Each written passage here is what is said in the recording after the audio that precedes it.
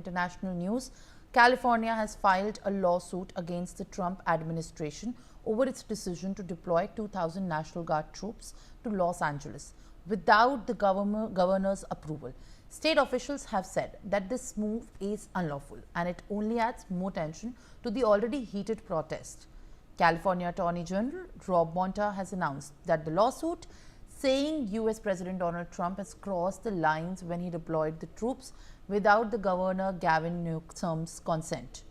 Bonta said in a statement, and I quote, "Let me be clear, there is no invasion, there is no rebellion," unquote. The president is trying to manufacture the chaos and crisis on the ground for his own political ends. The lawsuit alleges that the Trump misused a federal law that allows the president to send the troops only in rare situations like foreign invasion or a major rebellion against the US government. It said that none of these conditions are present and the deployment occurred after the violent protest broke out in Los Angeles in response to the immigration raids.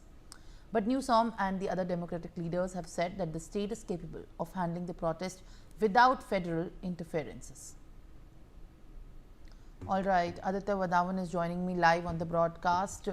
As the Los Angeles clashes, in fact, emerge at this point of time, California sues the Trump administration. Aditya, we've also seen how protests have broken out and tense visuals between the protesters and the large security forces are coming out. Even on our screens, we can see these visuals of the disturbances that have been reported from Los Angeles. What are you picking up in the latest? Well, absolutely, Simran. If you see, there have been a massive protests against the Trump's immigration policy, and we can see that he has deployed the National Guards in Los Angeles, which has not gone well down with the people of California. And the Attorney General of California has sued the Trump administration for this thing, because it is a biggest national emergency that has been it's been sort of a national emergency that has been declared across the U.S. Massive protesters have been detained and arrested as far as these National Guards have been deployed by the Trump administration. The situation is unprecedented and serious, and it needs to be seen how what reaction will this invite from the other countries and from within the United States. At this juncture, the situation remains tense. Yes, Simran. Well, all right. In fact, thank you very much, Aditya, for sharing the latest information. Group Captain UK Devnath is joining me live on the broadcast. And thank you, sir, for joining us live on the broadcast. Now, in fact, this is the latest that we are tracking. The Pentagon is mobilizing an additional 2,000 National Guard troops to Los Angeles on the President Donald Trump's order. How do you react to this in the wake of the tensions escalating in Los Angeles? Yes, Simran, very, very peculiar development. Very, very peculiar, not because the National Guards are being deployed. It is peculiar because for the first time, Trump has told Pentagon to deploy National Guards in a particular state without the governor of the state inviting to do so. America is a federal, America follows a federal structure wherein every state is more or less independent and does not get dictated by policies of Washington, policies of White House, or policies of Pentagon or anything. So in USA, every state is free to do what they want. In fact, they enact their laws which may sometimes, which are sometimes exactly opposite of what Washington or White House is trying to push down, shove down. In this particular instance, Trump has forcibly deployed these National Guards, which the governors governor claims that is beyond the constitutional power of Trump. It has to be seen that what finally takes shape, whether the governor backs out and thanks Trump for deploying National Guard, or else more likely is that governor, with the help of other states, will put pressure on Trump to back out and withdraw the National Guards. It may also happen that some law-abiding citizen from that particular state, USA law permits it, may file a statutory complaint against President of USA, saying that he has gone beyond his authority to deploy National Guards. Yes, Simran.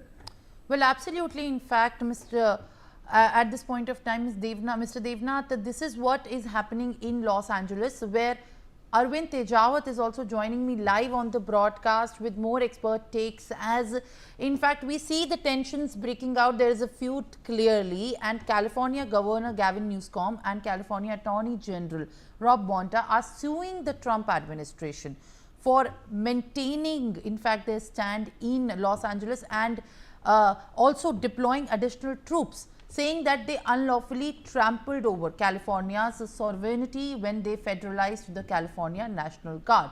Mr. Tejawat, in this battle where there are reports of high level protest, where the forces, the law enforcement forces are also using weapons to mobilize the crowd, how exactly are the state agencies now responsible enough to maintain that the security of the civilians is also on the top priority?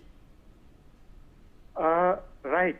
In case of USA, like Devnath Saab said, that the USA is following a federal system. So in case of USA, the security and the local administration is a responsibility of a state government. And that's why Governor of California, he launched a FIR or a complaint against President Trump. Because in India, the president is not as much powerful as what we compare with some other state in Asia. Even if we compare with the France system, then the USA president is not as much powerful.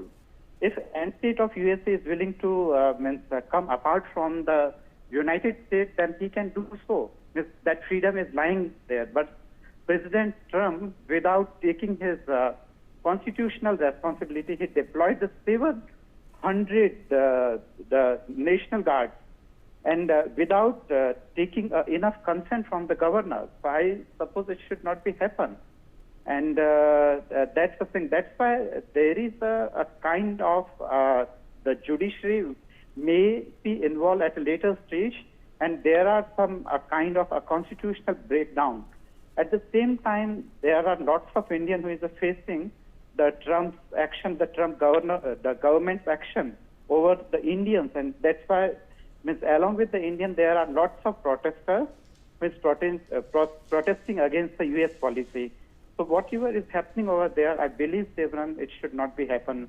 The country like USA, who claims to be a democratic and a fair enough. Simran. Well, Mr. Tejawat, thank you very much for joining us live on the broadcast, and Mr. Devnath as well for being with us. Now, more than 150 people